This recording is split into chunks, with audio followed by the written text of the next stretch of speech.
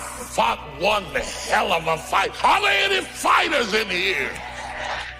I mean, I fought such a good fight that when I look at what other people call a fight, what they call a fight is what I call normal. I fought my way up. I fought to get to work. I fought to stand. I fought to carry on. I fought to live. I fought to get out of the bed. I fought with my fears, my anxieties, my insecurities. I fought with haters, liars, backbiters, and betrayers. And many times I laid in the bed. I couldn't go to sleep because I was fighting with myself. I fought. Take ownership. Take extreme ownership. Don't make excuses. Don't blame any other person or any other thing. Don't hide your delicate pride from the truth. Take ownership of everything in your world, the good and the bad. Everyone took ownership of their mistakes. Everyone took ownership of the problems. Take ownership of your job, of your future, and take ownership of your life.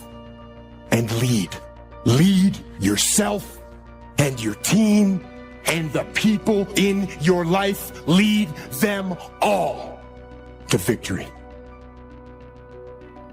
Make your move before you're ready. We're instructed in life to walk by faith and not by sight. See, you want to really begin to stretch yourself. You want to become a risk taker. Most people won't do that. See, most people engage in low life living, low risk living. This God said, if you're not willing to risk, you cannot grow. And if you cannot grow, you cannot become your best. And if you cannot become your best, you can't be happy. Then what else is there? Anybody who's not ever willing to risk will never do very much in this world. And in all probability, you'll end up being quite bored with your life. A couple things that I said last night that I don't want you to forget is walking by faith is taking step one before you know what step two is. After a few times, you get a little more used to it and it's not quite as scary, but taking a step of faith is stepping out to do something when you don't know how it will be provided for. But you believe with all your heart that it's what God has told you to do. Life is short and unpredictable. And so you want to begin to take some chances. You want to begin to challenge yourself and make it okay to fail and learn from your failures. Don't allow fear of failure to draw you in. You can't get out of life alive. You got to die to leave here. You got to make changes. You got to say no. You got to disappoint people. You got to walk away from some stuff. You have to. And so stepping away from things has felt much more dangerous to me than taking on 5 new things. Does anybody get it? Anybody out there, you get it? Trying to learn early the consequences of errors in judgment, poor behavior.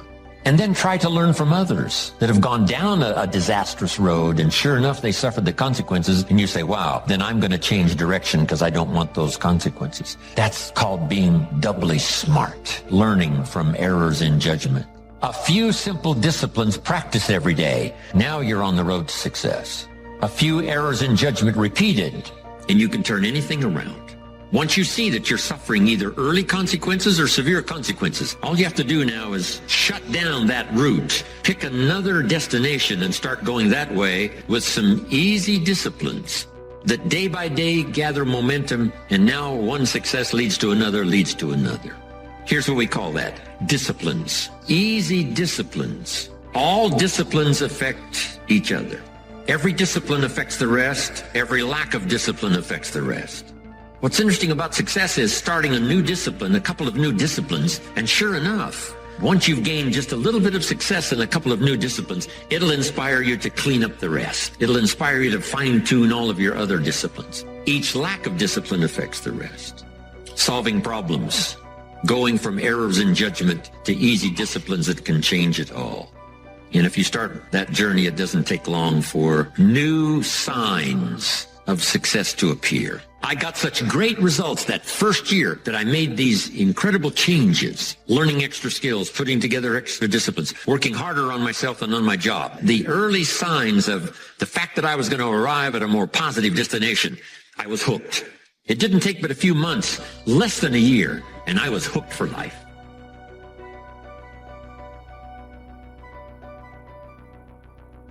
So when you begin to say, what is it that I want to leave? What contribution that I want to begin to make? What difference do I want to make in life?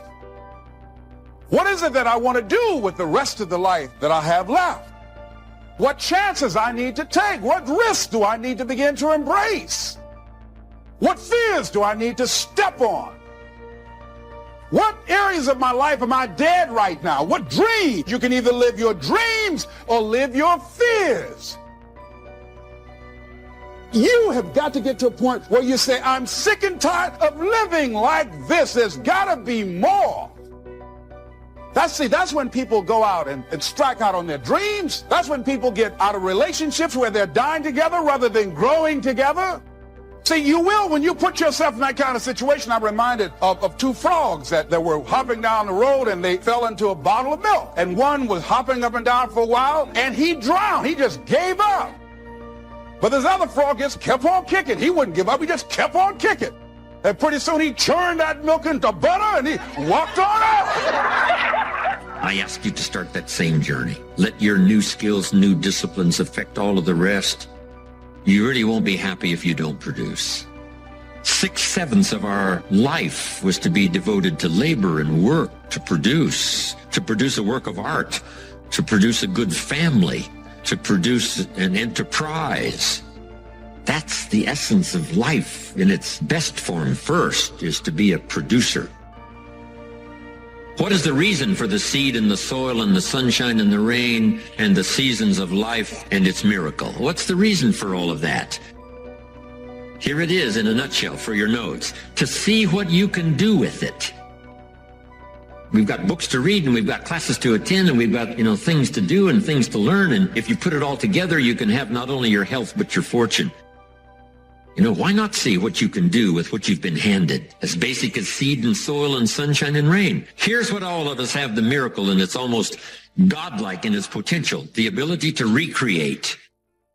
Only God can create the sunshine, the rain, the seasons, the miracle of life. But here's what humans can do. Recreate those components into a harvest. By planting the seed, reaping the rewards in the harvest. We call that recreation.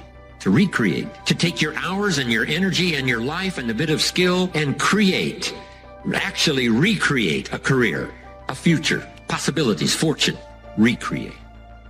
And that changed my life. It was Oliver Wendell Holmes who said that once a person's mind is expanded with an idea, it can never be satisfied to going back to where it was. So some of you are going to experience a breakthrough. Some of you are going to go back and look at your dreams and brush them off. Whatever goal that you have in mind, I want that to be a goal that will challenge you, something that will make you stretch. It was Osborne who said, unless you attempt to do something beyond that which you've already mastered, you will never grow.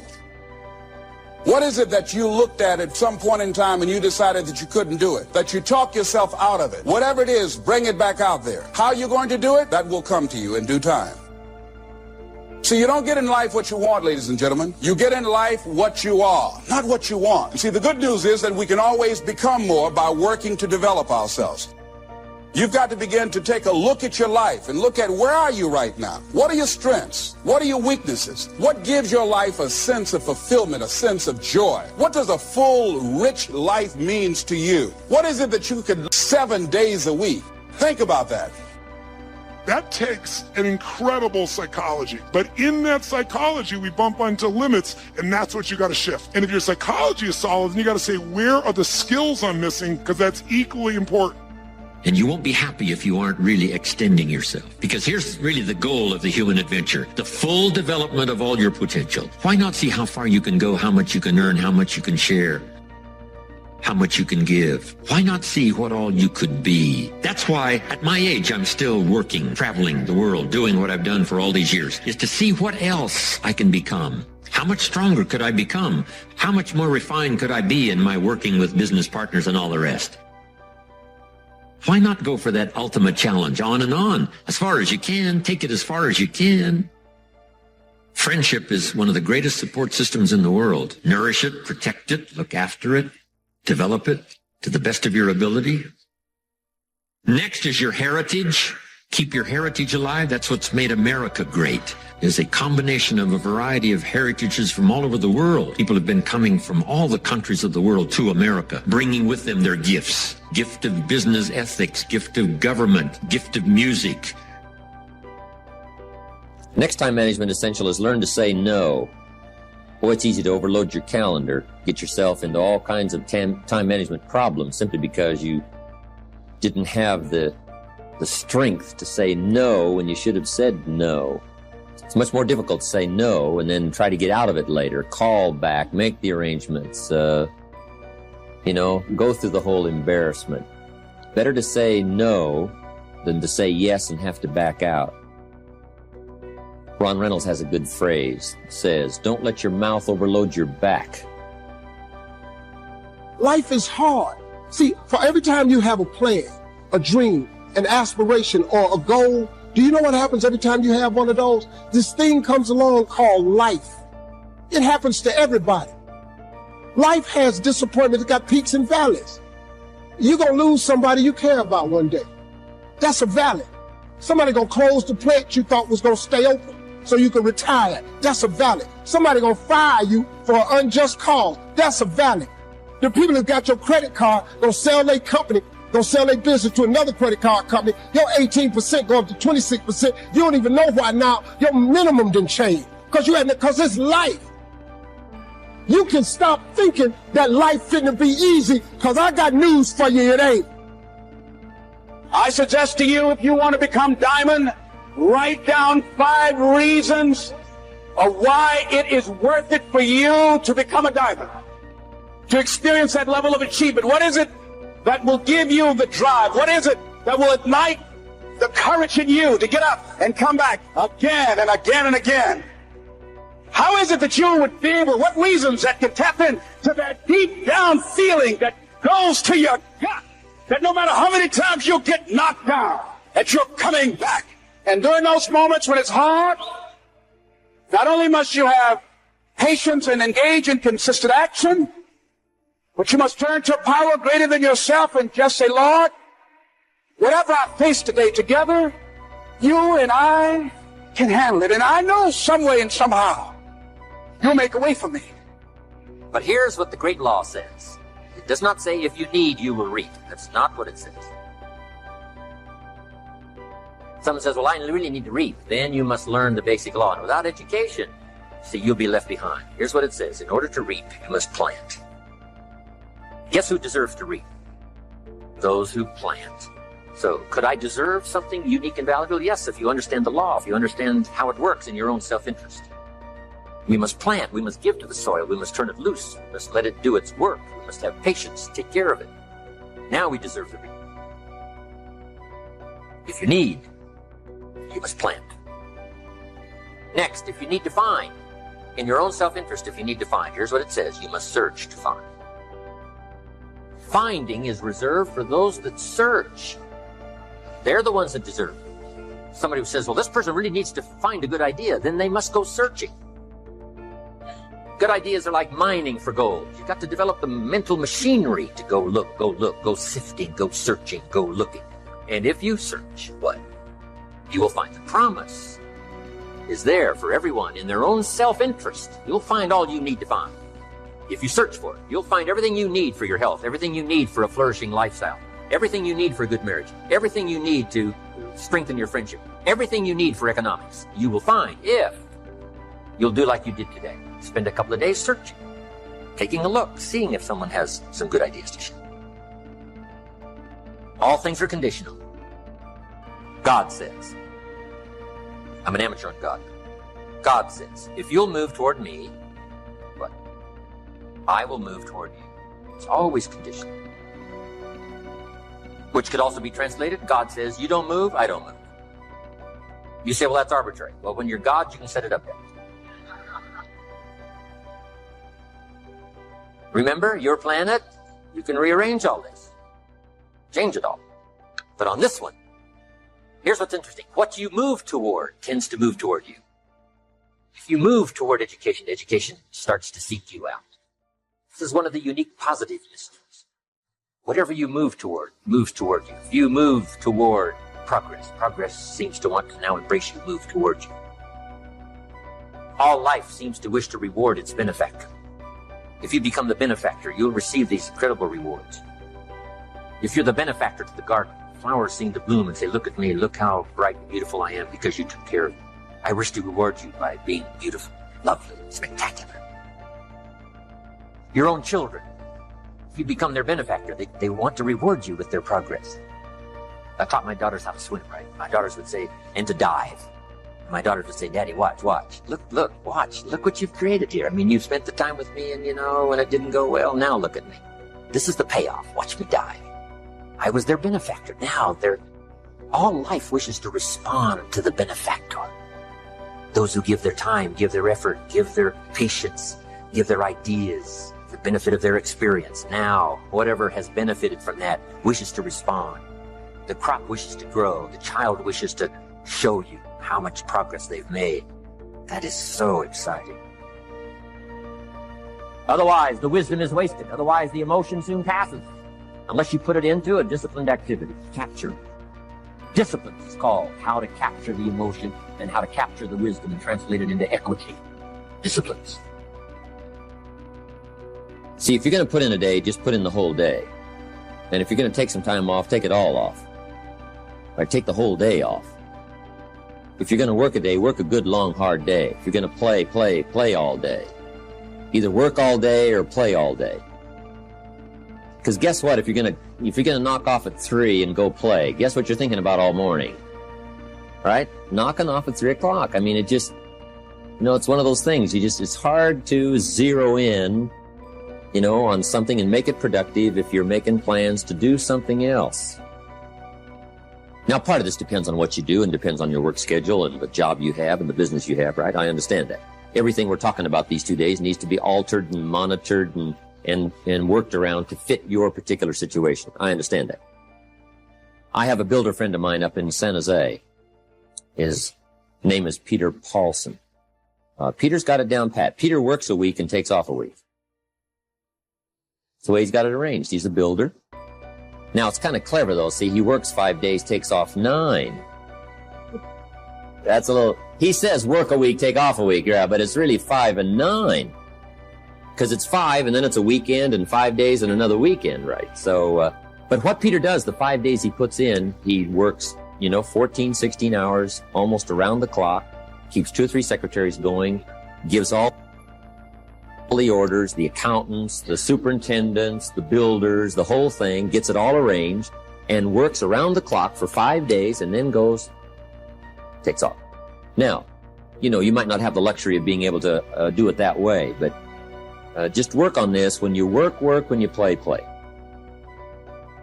Okay, the next time management essential is analyze how you are, and then either compensate for it or change. Sometimes you can remain how you are if you just make other arrangements. My staff discovered I'm a poor courier. They said, Mr. Rohn, here's a check for Jerry Haynes. You're going to be up north, right, in the next couple of days? I say, yeah, no problem. Give it to me. I'll see that he gets it. Guess when I next hear about that check? From my cleaners. Saying, Mr. Rohn, we found this, right? Now, I say, look, I know I messed up that time, but, next time I'll make sure. See, but it just doesn't work. I'm not good at it. So we've got a little rule at our office that says, don't give the chairman anything, right? Don't. It won't arrive. He can talk good, but he's a poor courier. It won't get there. So you just got to analyze how you are and then make the compensations for it. Now, you can promise to change all you want, right? But if you're not going to, then make the other arrangements. I finally got somebody to help take care of reading financial statements and taking care of, a lot of corporate business and matters that I promised I would do myself, but I just never did get it done. And it used to be terribly costly to me for IRS and taxes. Unbelievable. But I finally got somebody to take care of that. So if you're not going to change, if you're not going to do it, even though you promise yourself year after year, just then make arrangements to see that it gets done. So analyze how you are. If you're good at bookkeeping, then keep your books. If you're not, just don't keep promising. Just drop off all that mess, twice a week or once a month in somebody's lap and say, here, figure this out and I'll pay you to do it. Sometimes for $100 a month or something, $50 a month, somebody will just, calculate a lot of stuff for you. Just save yourself all the grief of promising and never doing it. So analyze how you are. That's very important. Time management essential is have a certain time to solve problems. We found that helpful, especially in the business world. We say problems after 3. Just set them aside. Now, you don't ignore them, but you just set them aside in a certain time frame. All the problem calls, you just call back after 3 o'clock and just go right through them. Now, also, in setting them aside till 3 o'clock, problem comes in at 9 o'clock. And you say, hey, 3 o'clock, Mr. Rohn's going to get on the phone and make all these problem calls, right? Call back all these answers. Guess what usually happens between 9 and 3?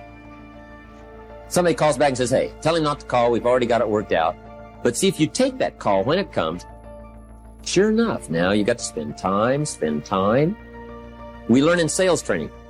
People ask questions. You say, hey, save that till training class. Bring that question to training class. You just learn those time-saving things so you don't have to cover the same things with each person. Next time management essential is be more alert. Part of the alertness is not only what's going on, but also be alert to looking at all your present procedures. You may have some old outdated procedures, stuff you've been doing for 5 years, and it's taken 10 hours instead of 1. Right? You could put it on a computer or something. You could just, go through, because it's easy to just accumulate a lot of wasted time, wasted motion by not, updating all of your stuff. You don't have to use the old, you don't have to use that anymore, right? The old calculators. They got the neat, easy stuff, right? Just go through it. Make sure you're not bogged down with some old, antiquated stuff that's wasting a lot of time. And then be more alert. Take a look at what's going around you. Say, hey, I've been going from here to there, and it's taking too much time. In sales management, we teach, don't go across town until you've gone across the street. Have they heard your story across the street? Guys, I got this hot prospect 40 miles away. It just probably isn't worth the time. It's too far. The span of distance is too long. Just shorten up the span. So be alert as to those kind of time wasters.